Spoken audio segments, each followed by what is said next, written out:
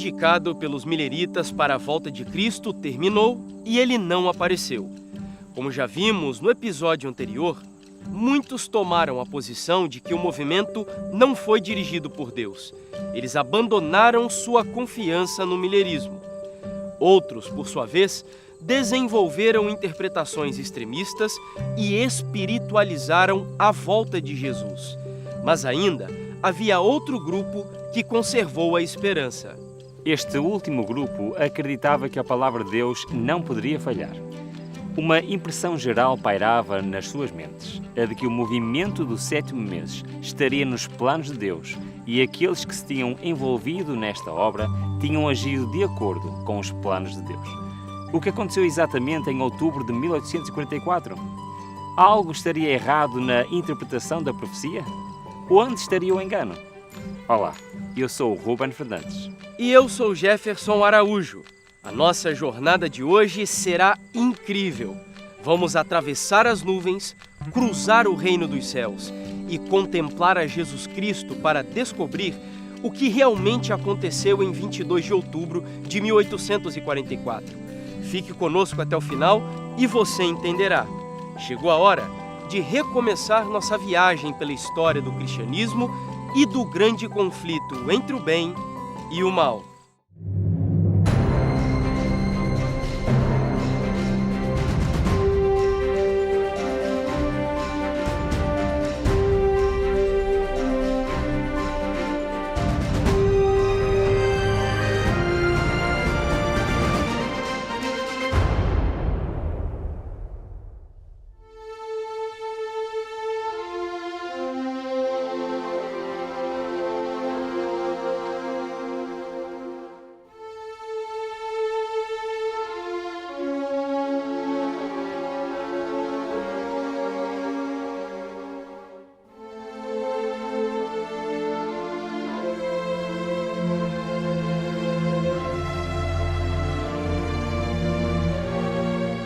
Embora muitos mileritas abandonassem a contagem anterior dos 2300 anos, outros não estavam dispostos a renunciar à fé e à experiência que, do seu ponto de vista, estavam perfeitamente apoiados nas Escrituras.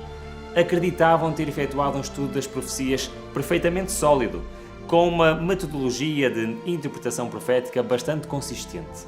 Assim sendo, este grupo entendeu que deveria continuar com a mesma metodologia de estudo da Bíblia, esquadrinhando as Escrituras, orando fervorosamente a fim de descobrir onde tinham errado. Não havendo qualquer engano na contagem dos tempos proféticos, dirigiram agora o seu estudo para o assunto em particular do santuário. Embora na pregação inicial dos mileritas eles não entenderam talvez completamente o que o santuário representava e o que ele tipificava e biblicamente qual era o referente do santuário, uma coisa eles entenderam claramente. A partir do estudo profético que o próprio Guilherme Miller fez, eles entenderam o papel escatológico do santuário.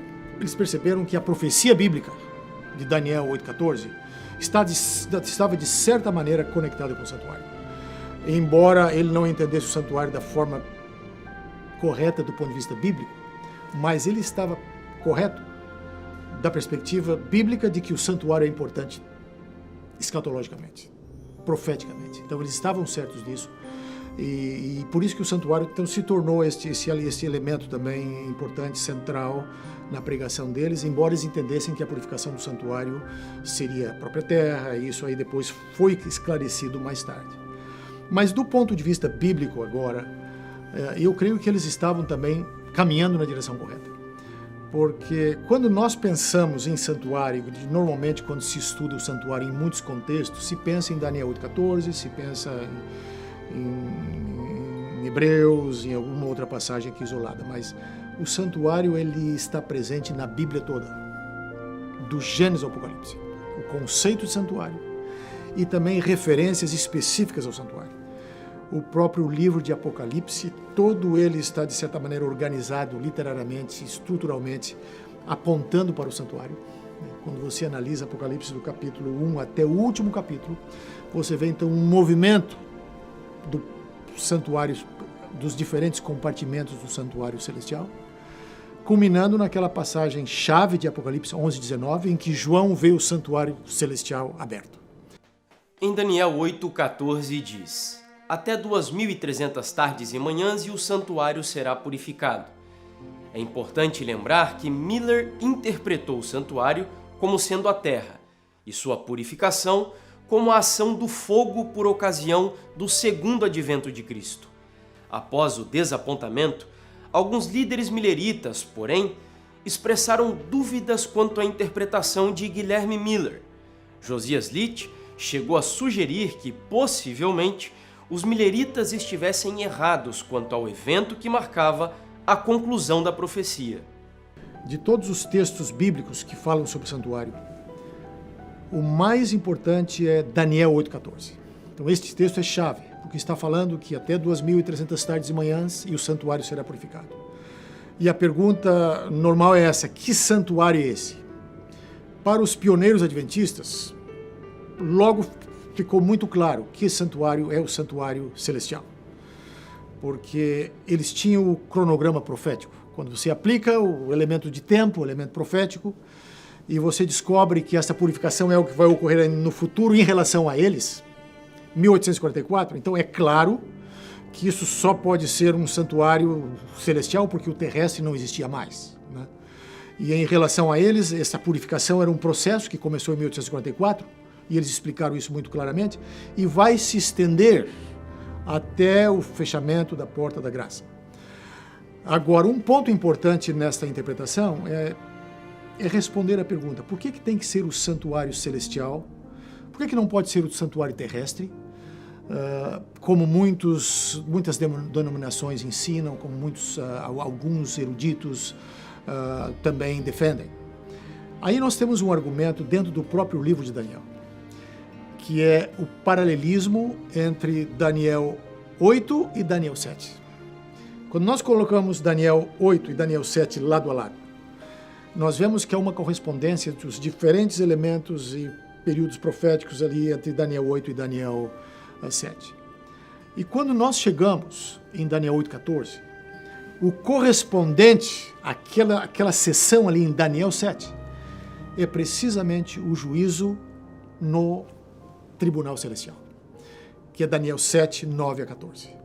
Quando o ancião de dias se assentam, ali livros, e agora o Filho do Homem vem até a presença do ancião de dias, os livros se abrem para iniciar um julgamento. Esta sessão, este segmento de Daniel 7, na estrutura literária de Daniel e dos dois capítulos, quando você põe lado a lado, corresponde precisamente ao processo da purificação do santuário celestial. Mesmo entre os crentes na doutrina da porta fechada, as coisas não estavam tão claras.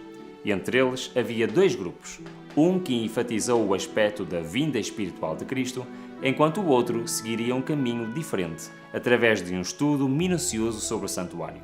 E quanto a este grupo, a descoberta foi surpreendente, e tudo começou aqui, em Clifton Springs. A exposição mais completa da linha de pensamento sugerida por Litch seria desenvolvida por alguns atores menos expressivos no drama do Advento. Em 23 de outubro de 1844, um dia após a grande decepção, Hiram Edson, um millerita que vivia aqui, nesta casa, em Clifton Springs, perto de Port Gibson, no estado de Nova York, durante um momento de oração com seus colegas milleritas, ficou convencido de que Deus o esclarecera a respeito do desapontamento. Mas nós estamos nos adiantando um pouco. Quem era Hiram Edson? Em 1843, a mensagem do Advento chegou a Rochester, a cerca de 50 km deste local. Hiram Edson era um cristão zeloso, membro da Igreja Metodista, e ouviu, pela primeira vez, a mensagem da breve volta de Jesus. Sincero e dedicado às coisas espirituais, Hiram Edson aceitou prontamente a mensagem do Advento. Bom amigo e vizinho, partilhou esse conhecimento recém-adquirido com todos aqueles que aceitaram ouvi-lo. Certa noite, após acompanhar o encerramento da série evangelística com a mensagem millerita, Edson ficou impressionado com o que parecia ser uma voz audível. A voz Dizia ele para ir à casa de um vizinho que estava agonizando. Qual seria a sua missão? Curá-lo em nome de Jesus. Isso o deixou perturbado, pois ele imaginava que milagres de cura haviam terminado nos tempos bíblicos. Incapaz, porém, de resistir à convicção, Edson entrou na casa do seu amigo já bem tarde naquela noite. Ele seguiu até ao leito do amigo, à luz de uma vela, colocou as mãos sobre o enfermo e disse: Irmão, o Senhor Jesus o cura. Para a grande alegria de Edson e da família, o homem ergueu-se imediatamente, pôs de lado os cobertores, movimentou os pés até à beira da cama e caminhou pelo quarto louvando a Deus. Segundos depois, toda a família estava unida em adoração a Deus. Edson visitava lares todos os dias, proclamando a mensagem da breve volta de Jesus. Logo, ele viu 3 ou 4 centenas de seus vizinhos e conhecidos aceitarem a Cristo e unirem-se ao povo milerita. Muitas reuniões de oração e louvor aconteceram exatamente aqui, no espaçoso e convidativo lar da família Edson, durante as semanas anteriores a 22 de outubro. Este local tornou-se o principal lugar de encontro para aqueles que, nesta região, esperavam o advento.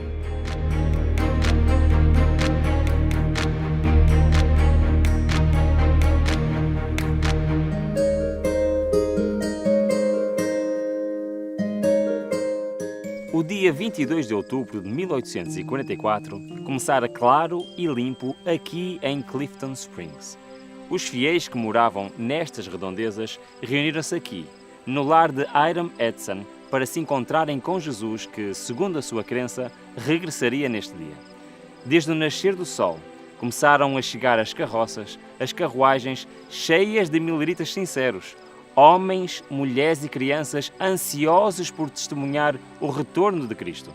Ao longo do dia, eles vigiaram e aguardaram alegremente, cantando hinos e lendo promessas e profecias da Bíblia uns aos outros.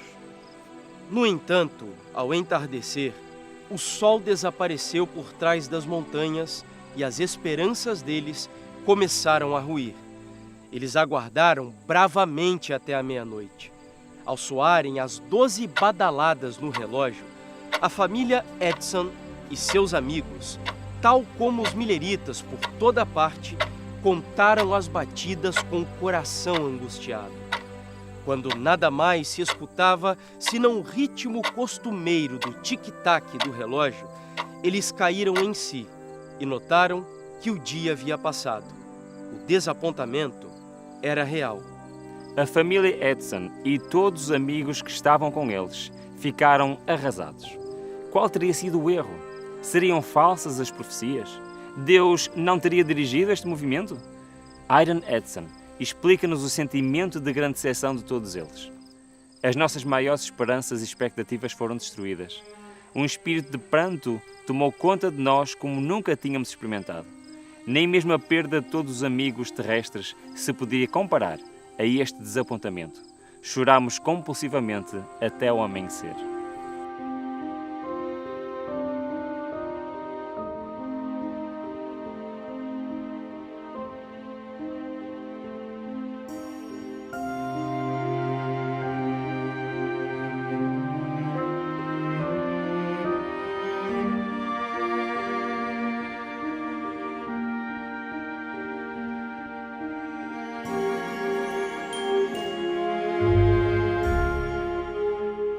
Apesar de tanto sofrimento, a fé de Hiram Edson permaneceu firme. À medida que as horas da madrugada passavam, ele começou a recapitular mentalmente a forma como Deus o havia abençoado, desde que aceitara a esperança do advento. A cura operada, as centenas de vidas transformadas através de sua pregação e o quanto ele havia desfrutado de uma paz maravilhosa. Dessa forma, sua confiança começou a voltar. Pela manhã, Hiram Edson sugeriu aos homens que ainda estavam aqui em sua casa que se dirigissem a este celeiro para orar. Em meio à fria neblina daquele alvorecer do fim de outubro, um grupo de homens comuns, chocados, mas ainda lutando para crer, entrou no celeiro.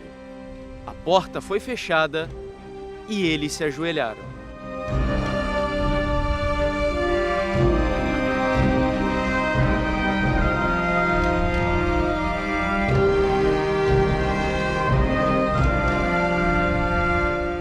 Não sabemos exatamente o que foi dito aqui neste celeiro, mas falando sobre essa experiência, Edson afirma: continuamos em fervorosa oração até ter sido dado um testemunho do Espírito de que as nossas orações foram aceitas, de que luz seria dada, o nosso desapontamento é explicado, ficando tudo clarificado de forma satisfatória. Ao se levantarem da oração, eles tiveram a certeza que foram ouvidos e de que havia alguma explicação para o seu desapontamento. Foi neste momento que Hiram Edson sugeriu a um dos seus amigos, muito provavelmente Owen Crozier, que visitassem alguns vizinhos mileritas, a fim de encorajá-los com a sua confiança renovada.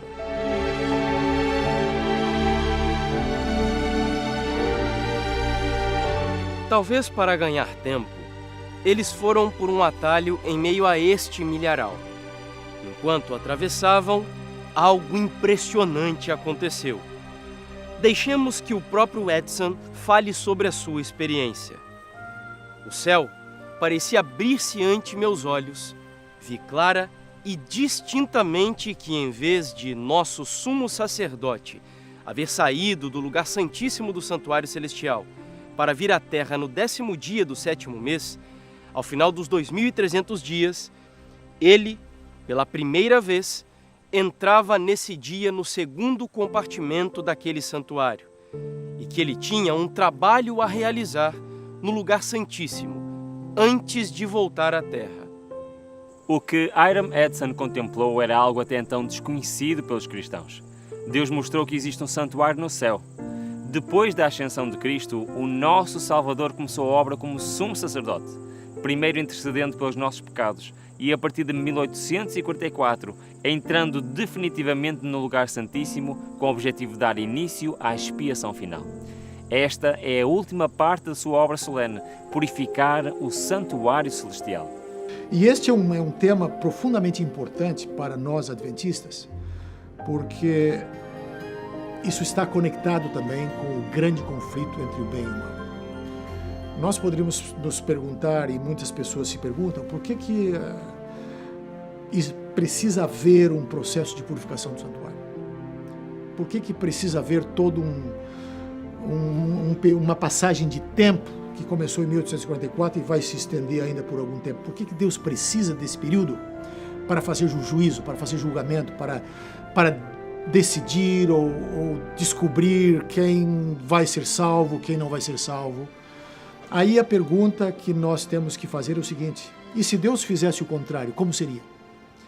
De fato, o processo do santuário, o juízo investigativo, a verdade do santuário, ela é importante, porque ela tem que ver com o caráter de Deus e com a vindicação do caráter de Deus diante do universo inteiro. Deus poderia simplesmente julgar e definir o destino de cada ser humano que viveu sobre a Terra numa fração de segundos, porque Ele tem poder para isso, Ele tem conhecimento para isso, e Ele não dependeria de um processo judicial longo. Ele poderia fazer isso instantaneamente. Mas é porque Deus faz este juízo, esse julgamento, diante do universo inteiro. Todos precisam saber por que algumas pessoas serão salvas, por que outras serão perdidas, se perderão. Em última instância, obviamente, porque elas escolheram. Mas isso vai ficar claro no processo do juízo. Quando Hiram Edson parou no meio do milharal, Crozier continuou caminhando, perdido em seus próprios pensamentos, até perceber que estava sozinho. Olhando para trás, viu Edson simplesmente parado no meio do campo. Imediatamente, ele disse: "Irmão Edson, por que está aí parado?" Hiram Edson então replicou: "Deus está respondendo à nossa oração da manhã, dando luz acerca do nosso desapontamento."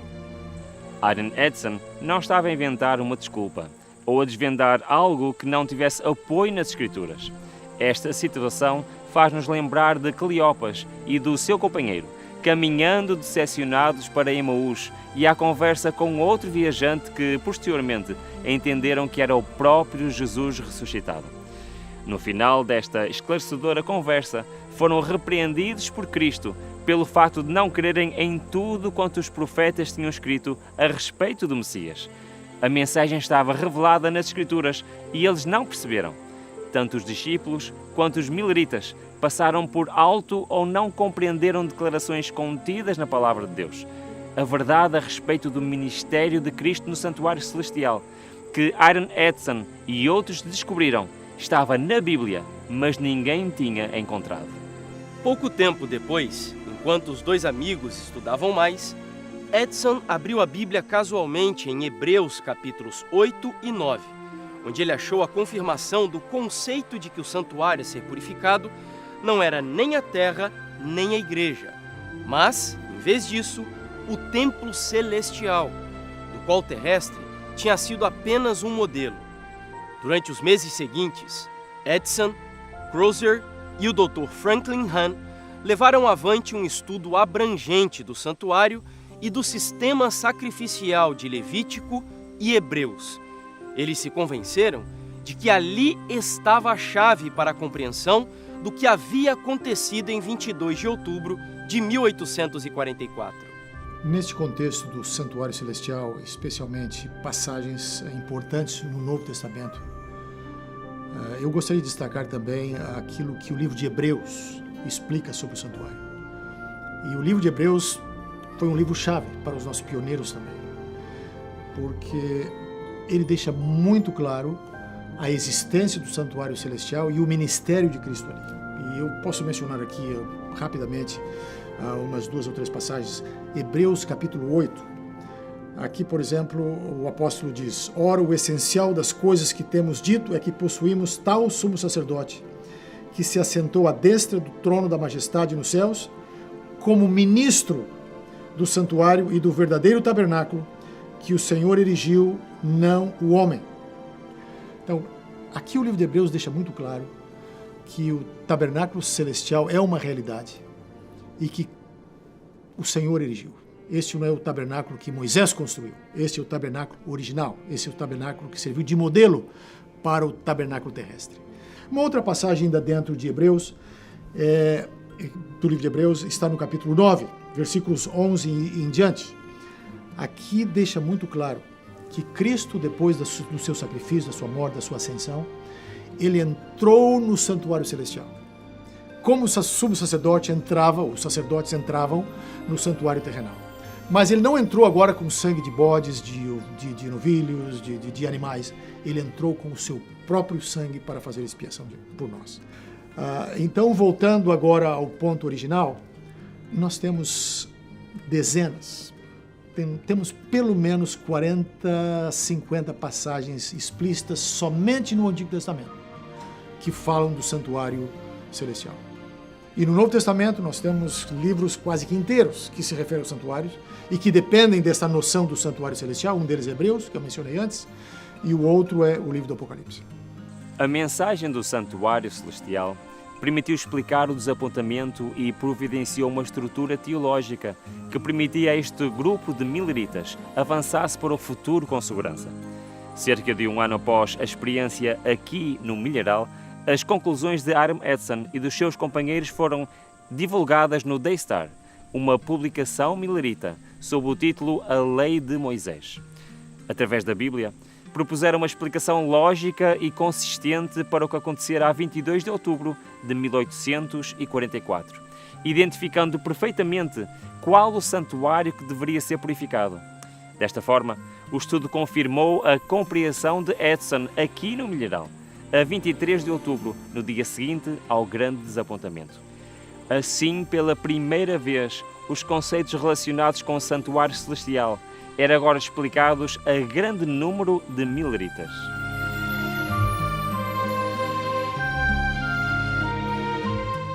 Apesar do desapontamento, o roteiro da profecia estava se cumprindo. Você não ouviu errado. É exatamente isso. A passagem para a qual a atenção de Edson foi atraída pouco tempo depois era Apocalipse 10.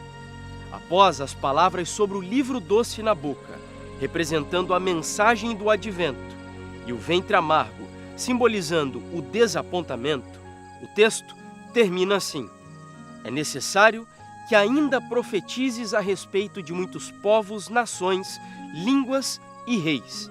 Ou seja, uma nova obra de caráter mundial deveria ser desenvolvida. Jesus tinha encerrado uma parte do seu ministério apenas para iniciar outra, a última, no lugar santíssimo. Havia ainda uma porta aberta para um santuário celestial, onde Cristo intercede pelo pecador.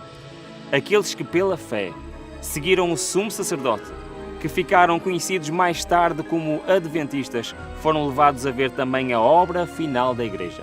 Eles tiveram uma compreensão mais clara das mensagens do primeiro e do segundo anjo e foram preparados para receber e dar ao mundo a solene advertência do terceiro anjo de Apocalipse 14. O tempo de anunciar a terceira mensagem angélica havia chegado. Esta é a mensagem mais importante para os últimos dias que antecedem a volta do Senhor Jesus. Duas grandes potências estão relacionadas aos símbolos da mensagem do terceiro anjo. Deseja conhecer esta mensagem? O próximo episódio está simplesmente imperdível. Portanto, continue conosco nesta jornada pela história do cristianismo e do grande conflito entre o bem e o mal. Até breve!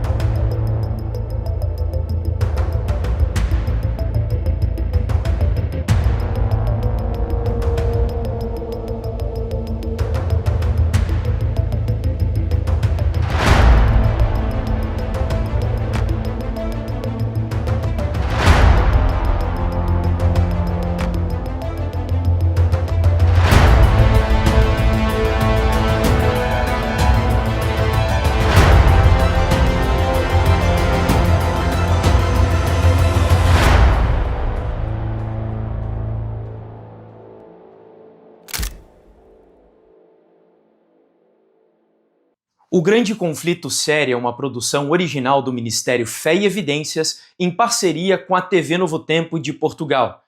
Isso significa que nós precisamos do seu apoio para fazer com que estes materiais alcancem milhares e, por que não, milhões de pessoas em todo o mundo. Para que isso aconteça, nós convidamos você a fazer a sua inscrição aqui no nosso canal do YouTube, deixar o seu like, porque isso faz com que a plataforma distribua os conteúdos para um número maior de pessoas. Além disso, não deixe também de acompanhar as nossas publicações em outras redes sociais. E Rubem, existe outra maneira de apoiar esse projeto? Sim, Jefferson, ainda existe mais uma maneira que nos podem ajudar, patrocinando este projeto. Para isso, basta clicarem no link que se encontra em cima, ou então digitalizar o QR Code que está na imagem. Também na descrição vão encontrar todas as informações necessárias para nos ajudar, para patrocinar este projeto e permitir que possamos fazer mais conteúdo semelhante a este. Muito obrigado pela vossa ajuda.